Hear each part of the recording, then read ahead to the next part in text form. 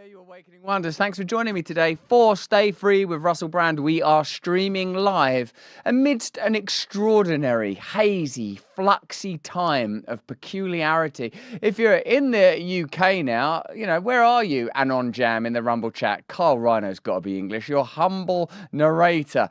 You know, where are you guys? Because our country's going really weird. There's like so many rumours about the royal family. Is Kate Middleton alive? What are these extraordinary images that keep being published? What does that tell us about the nature of power, that there are these traditional institutions that don't understand modern media and how to operate within it? Thanks. It is a nice cardigan, isn't it? Thanks very much. That was in the stream, by the way. I've not gone crazy. Also, there are many indicators of craziness all around us. Some people saying that King Charles is dead. I mean, is that true? It's not true. It's not true. It's not true. Like, what's going on?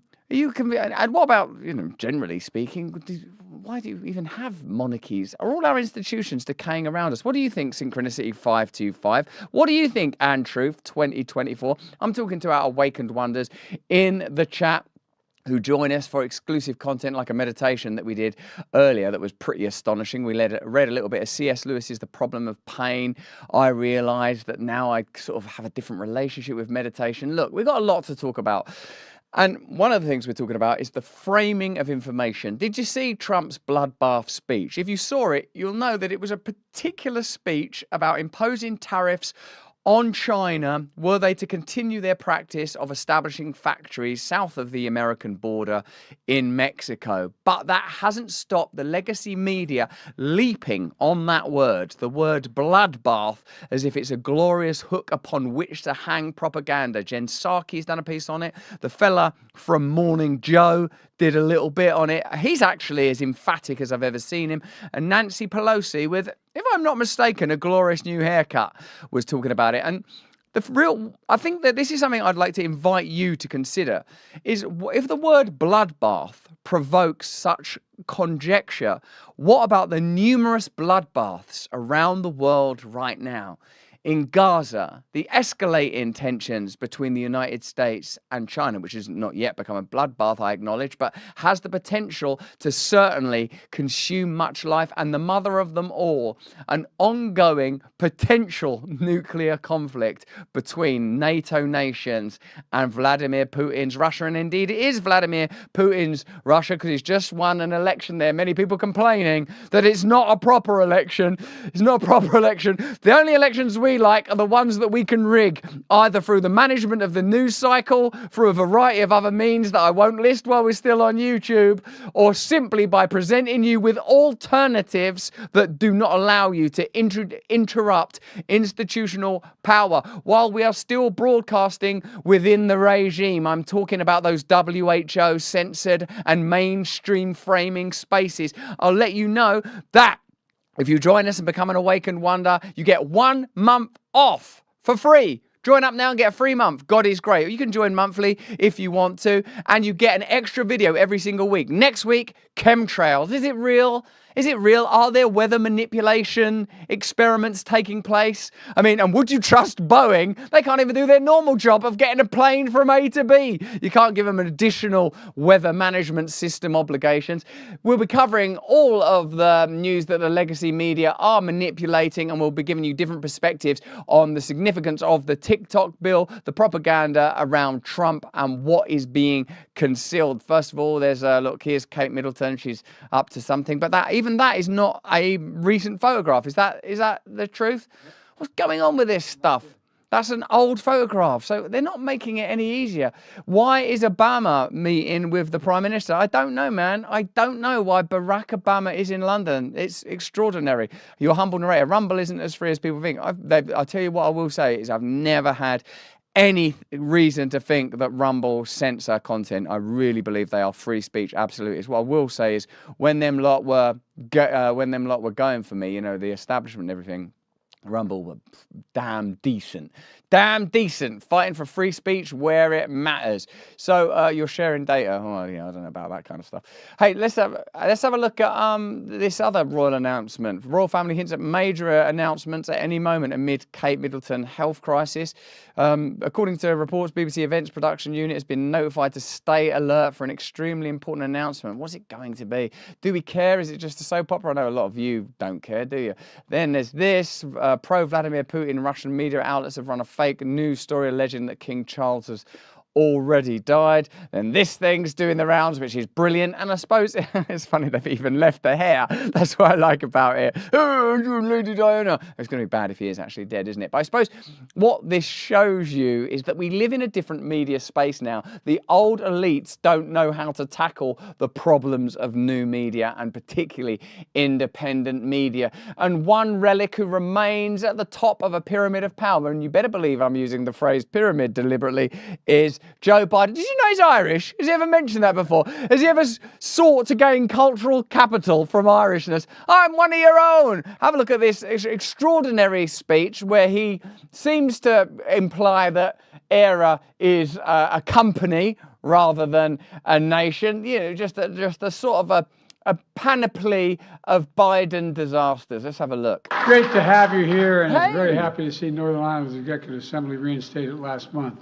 Like sometimes I just get used to the idea now that when I'm listening to Joe Biden, there will be a significant number of words that are not part of our language. I believe, you know, that praying in tongues may be a way of reaching transcendent spiritual forces, but I don't think a president should be doing it while addressing the world. Now Northern Ireland is a fully functioning government again, and I didn't envisage your colleague. I didn't envisage your colleague. People in Northern Ireland represent the great peace dividend of the Belfast Good Friday Agreement. So to ensure that we are not victim to the global propaganda machine, let's have a look at what Donald Trump actually said, and then wait till you see how it's reported on. It's extraordinary. It's extraordinary. So you'll see the speech and you'll see that it's plainly a comment on tariffs, car manufacturer. It's an attempt to reach blue-collar Americans whose jobs in industry have been compromised by globalism. And by globalism, I don't only mean a set of establishment elites that see the world in terms of territories to be carved up, then managed by various bureaucracies, whether that's NATO, the WHO, IMF, etc. But I mean old school globalism of outsourcing manufacture. And then when you see how Jen Psaki and Morning Joe and all those guys respond, it's brilliant. You can watch propaganda live. I love Jesus 111. I love you and I love our Lord. Let's have a look at the Trump speech in its unexpurgated fashion and then look at the propaganda machine going into action. Remember, if you become an Awake and Wonder, we do additional content for you every week. You can join us for live conversations coming up. We've got Neil Oliver and your health attorney general. Is that the right guy? The guy, Surgeon General, the Surgeon General from Florida. We've got some great stuff coming up soon. Let's have a look at Trump's speech. Mexico has taken, over a period of 30 years, 34% of the automobile manufacturing business. So it's sort of already, we're like a little way into this extraordinarily controversial piece of public oratory. And it's actually quite tame, isn't it? Mexico have taken on 30% of American automobile manufacturer. In our country, think of it. Went to Mexico. China now is building a couple of massive plants where they're going to build the cars in Mexico and they think that they're going to sell those cars into the United States with no tax at the border. Let me tell you something to China. If you're listening, President Xi, and you and I are friends, but he understands the way I deal, those big monster car manufacturing plants that you're building in Mexico right now, and you think you're going to get that, you're going to not hire Americans, and you're going to sell the cars to us. No, we're going to put a 100% tariff on every single car that comes across the line, and you're not going to be able to sell those cars. If I get elected, now if I don't get elected, it's going to be a bloodbath for the whole, that's going to be the least of it. It's going to be a bloodbath for the country. That'll be the least of it. There's one guy there actually yawning because it's a speech about economics and industry and manufacture. Look at how Morning Joe cover this. He's talking about a bloodbath for America. It's laid out in the terms of it. And these idiots on Twitter. These idiots mean us, you, everybody. These idiots on cable news, these idiots on Sunday shows going, well, presidents, he was talking only about the auto industry, and this is one more. It's just bullshit. Let me say that at 6:15 a.m. It's just bullshit. He knew what he was doing. We're not stupid. Americans aren't stupid. He was talking about a bloodbath. So he went from talking very specifically about imposing tariffs on China over trade because of the practice of increasing industry in Mexico to suddenly making a threat that there would be an armed insurrection again.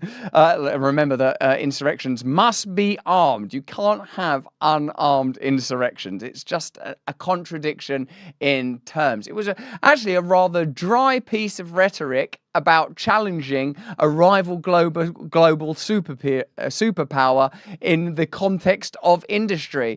You can only make sense of this propagandist attack by extracting the information from its context. Sometimes a bloodbath means a bloodbath. And when he finishes by saying, and that's just going to be the least of it, seriously, these people may be stupid. We're not.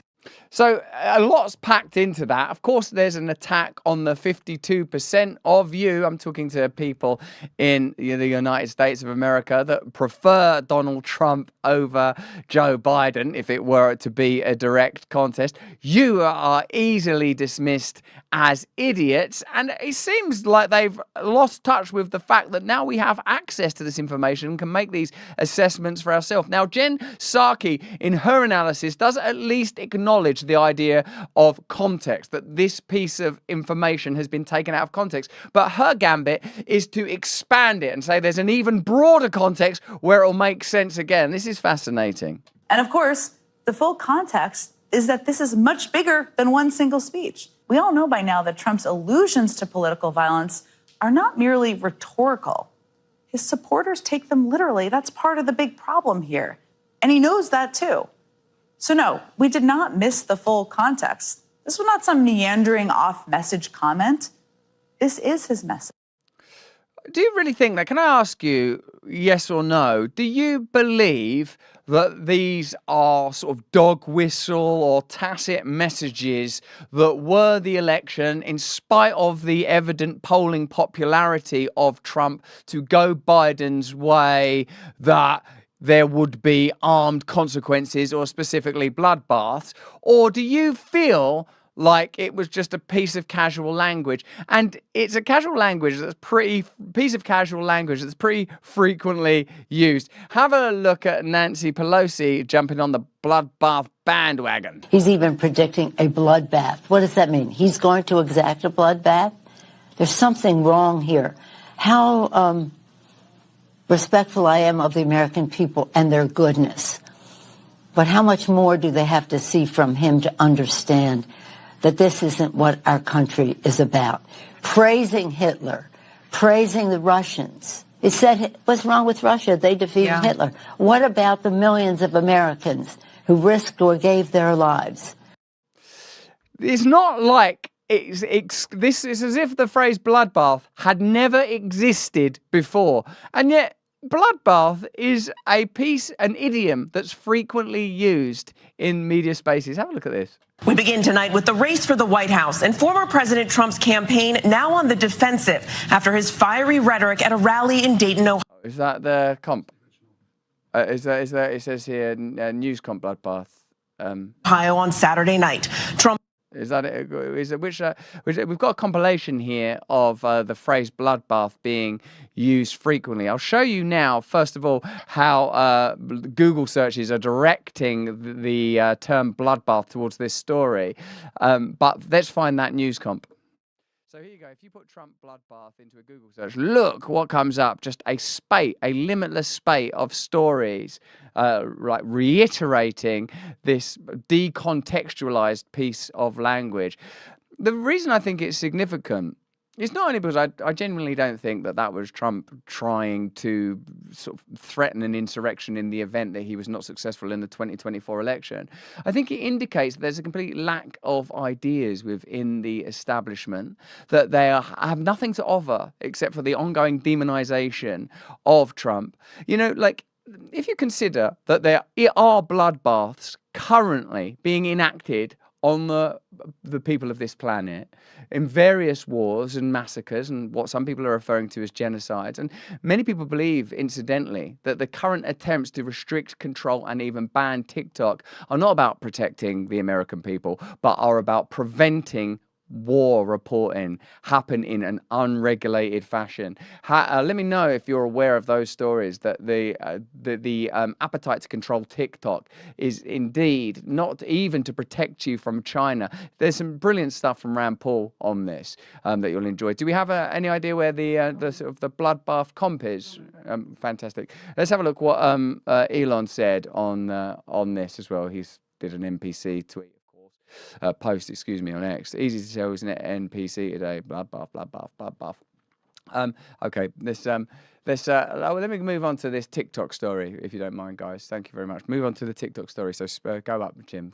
Cheers, mate. So you can see the word TikTok. Thank you very much, mate. Let's have a look at Rand Paul on Tucker talking about TikTok. And the ownership of TikTok is going to be surprising to any of you that have only seen it covered on legacy media. Have a look at this. You know, my concern has always been with the centralization of power, with giving up power. I don't care whether it's a Republican or a Democrat president. Amen. I don't want any president to have the power to ban apps that are sold on an app store. And that's essentially what this is going to happen. 180 million Americans put dance videos up and whatever else is on TikTok, and they choose the terms of those services the same way people on Facebook do. And does Facebook scrape your data? Sure. Does Google scrape your data? Do all of these giant tech companies scrape your data? They all take your data.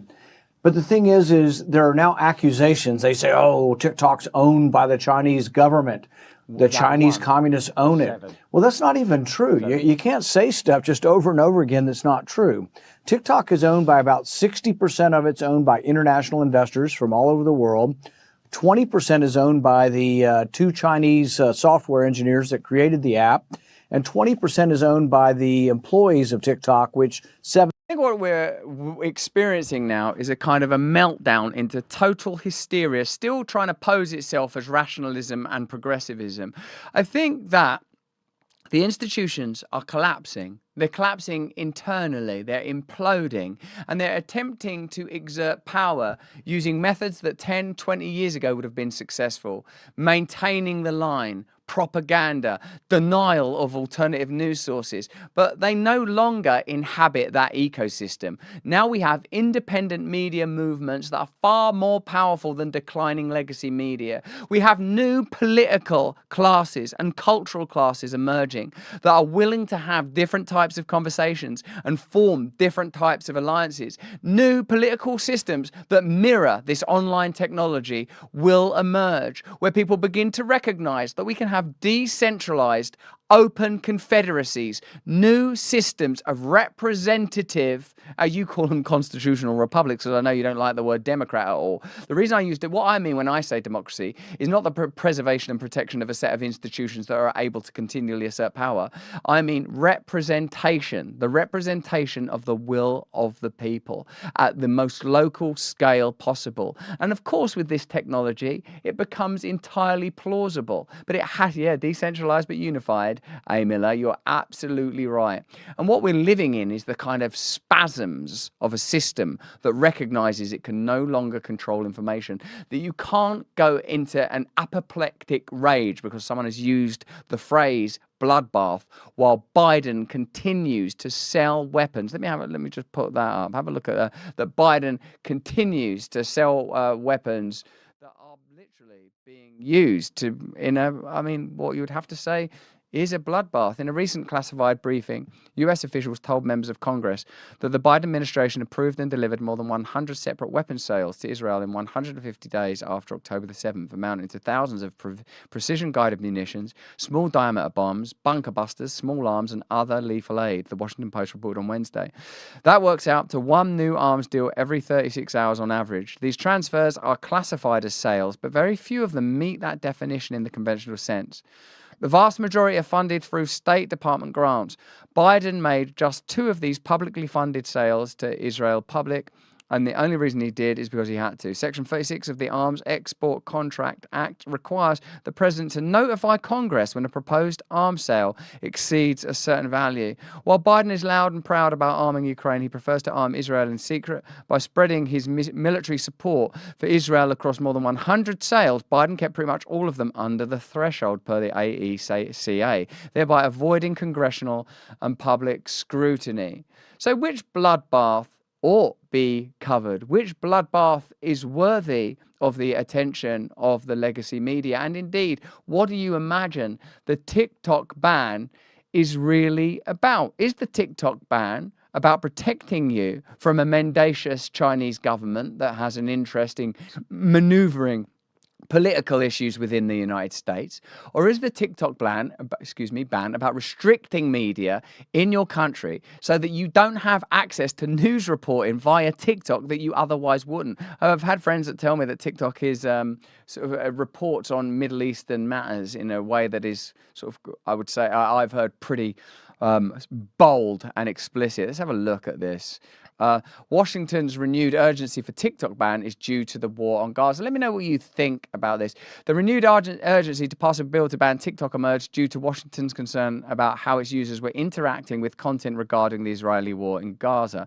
Many of TikTok's users share pro-Palestinian messages far more frequently than pro-Israeli viewpoints. The public debate between members of the House of Representatives centers around Chinese ownership of TikTok and the Chinese government's level of influence over the platform. However, renewed interest in passing the legislation only materialized in Washington because many of TikTok's users share content with an overwhelmingly pro-Palestinian message. And did you notice there that Rand Paul said is not significantly owned by the state? Now, I'm sure if they are resident in China, they are subject to pretty significant centralized control. But do you think that your government doesn't have control over Facebook?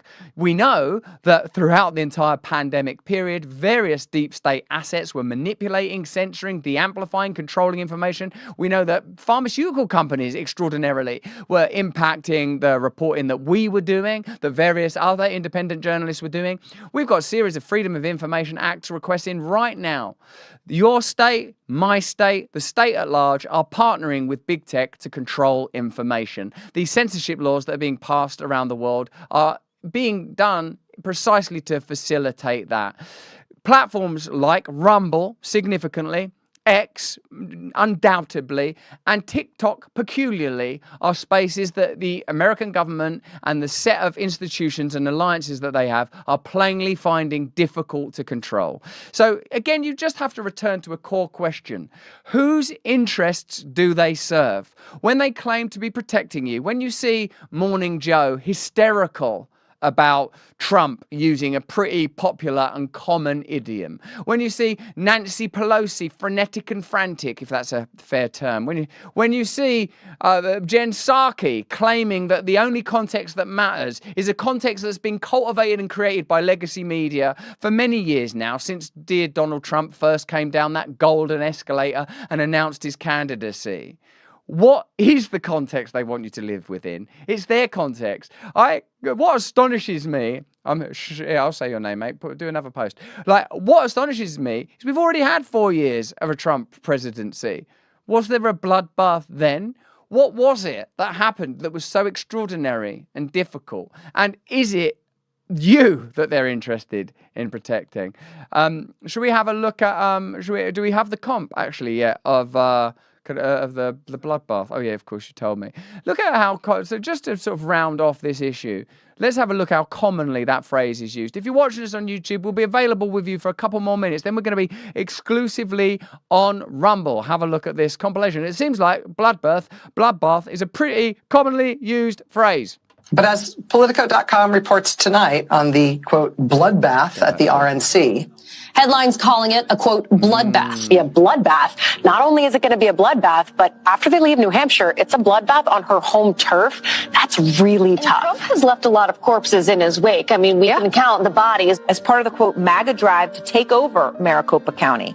And the headline refers to it as an impending bloodbath. Columnist Charles Blow has a new piece for the New York Times entitled A Biden Bloodbath. 2018 midterms, you can bet that they 100% are fearing a slaughter. In fact, the word bloodbath and massacre come up frequently. The Republican Party will be destroyed. It's going to be a bloodbath. There's going to be a bloodbath one way or the other. Bloodbath for Bernie Sanders. It's been a bloodbath there, shaping up to be a bloodbath. Head off a bloodbath in next year's crucial midterm. Off-year elections are often a bloodbath. This week's bloodbath for Democrats. A bloodbath at the ballot box. There could be a Republican bloodbath. They'll talk about a bloodbath. It's a bloodbath. I have to talk about you. And Seems like it's a pretty commonly used phrase. I don't know what the panic is about. People are saying it all the live long day. Let's go back to Rand Paul's description of TikTok's ownership. The fact that the CEO is Singaporean, much of it is publicly owned or owned by its workers, and to call it as a state asset, well, it may be true because I'm sure it's not easy to operate within China without the intervention of the Chinese Communist Party. But do you imagine that Facebook are like independent radicals who don't curate their content in order to facilitate the message of the establishment? 7,000 of them are Americans. So there's a significant nexus of Americans in the ownership, and then there's a significant nexus of Americans using this. And they say, oh, well, the Chinese government owns it. It's just frankly not true. Now, the company that owns TikTok also owns something like TikTok that is censored, and the Chinese let that be broadcast throughout China. The Chinese government does have a member of the board. It's called Douyin. It's the Chinese TikTok. But they don't have a member of the board of ByteDance. They don't control ByteDance, and the data is now kept in Oracle Cloud, centered in Texas. And this has been done because the company wants to try to exist. It's a very popular app. It has a great deal of value, so they're doing anything they can to comply. And yet the hysterics in the House are just, shut them down, communism this, communism that. Look, I've written 2 books about Chinese communism and what it does both during the COVID leak and also what it did during Mao's reign. So I am no fan of Chinese communism, but at the same time, we can't sort of emulate the Chinese to try to protect our way of life, becoming like the Chinese and banning things. TikTok is banned in China. They don't have TikTok. They have a censored version in China that the Chinese government does control, but they don't control TikTok over here. If we ban TikTok, we're simply becoming and acting like the Chinese. It's extraordinary that during the pandemic period, many democracies bemoaned the fact that they would be unable to perfectly emulate the tyrannical conditions imposed by China. And yet, increasingly, we're seeing authoritarianism legitimized through concerns of safety, through the promise of convenience.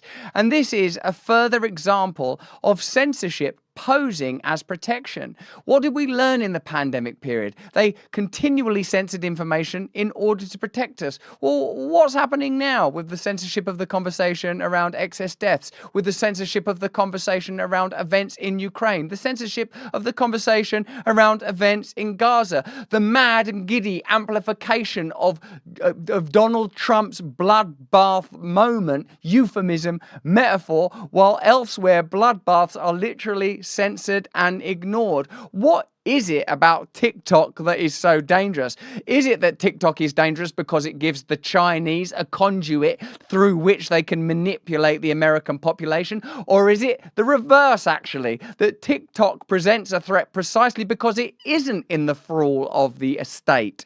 Facebook plainly is to a significant degree an asset that the United States propaganda machine can convey its message unencumbered. Plainly, that's their intention here. Remember again that Russia Today, a somewhat innocuous, if propagandist and certainly biased news media channel from Russia, is banned on YouTube. You can watch it on Rumble, because guess what? I think we should be able to decide for ourselves whether Russian propaganda or Chinese propaganda or American propaganda or Dutch or Senegalese propaganda is for us. Perhaps what we ought be granted is our individual sovereign right to make decisions for ourselves about what we believe in.